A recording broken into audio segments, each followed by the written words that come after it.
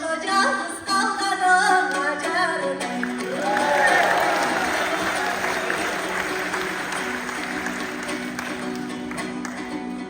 Ay düştü süğünleriyle ah değil el geliver.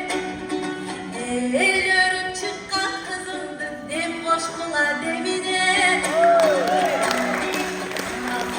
Ağıma hasret düştüm ben bakmay duran perime. Ah sana durdum gel katmay. Azamatlardan gel kalkay. Ah dinlenirim sunayım da hava doğulmaz cennet.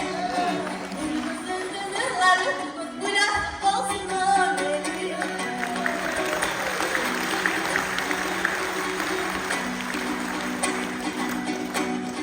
Törtül güdünce yılıp tökülür şan saldı.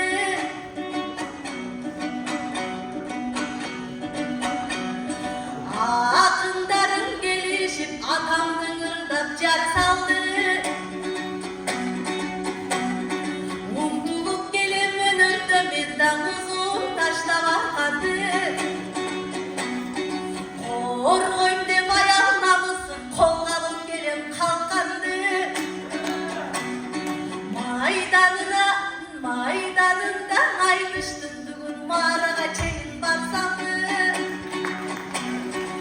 Ay tal çıkıp bay kalmay başından gel